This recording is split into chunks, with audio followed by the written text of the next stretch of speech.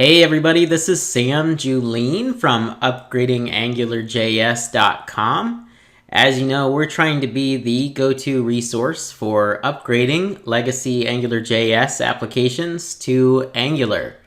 In the course in upgradingangularjs.com, we use Angular version 4 because it has a long-term stable support life. However, those of you watching this might be needing to update from Angular version 4 to Angular version 5. I plan on releasing a couple of different videos about Angular 5 and adding them to the course, but in the meantime, I want to show you an article written by Fluin, who's a developer advocate for Google, as well as a tool he made called Angular Update Guide. So I'm going to link to both of these things in the video description here on YouTube, but take some time to read through this article by Steven. It was released in November of 2017, and it goes through and lists out all the different changes that have come to Angular version 5. Now, I'm not going to spend time in this video going through each of these because what I really want to do is show you this little tool that Steven wrote. So let's go over to this other tab over here. So this is a great little tool. You can basically pick your current Angular version and the desired version of Angular, and it'll tell you everything that you need to do. So you can see here that we've got a whole list going from versions 2 to present on both sides. For our purposes, we'll just be using 4 to 5. You can also change your complexity of your application. So there's basic, medium, and advanced. One great thing for all of my students will be this checkbox of I use ng upgrade. So let's go ahead and check that.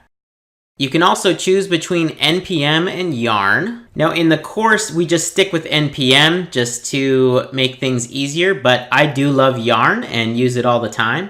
For now, we'll just leave this as NPM. And then we can just click this button, show me how to update. And you can see a step-by-step guide here. We've got a checkbox about renaming your template tags.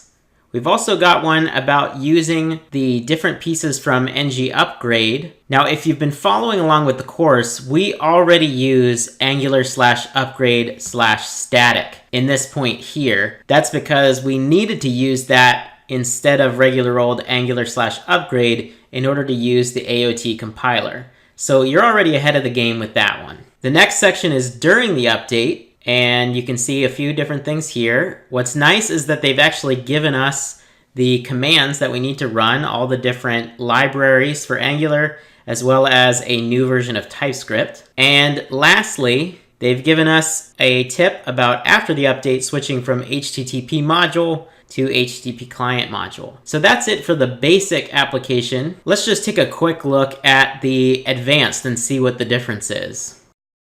So I'll change that to advanced and then click again, show me how to update.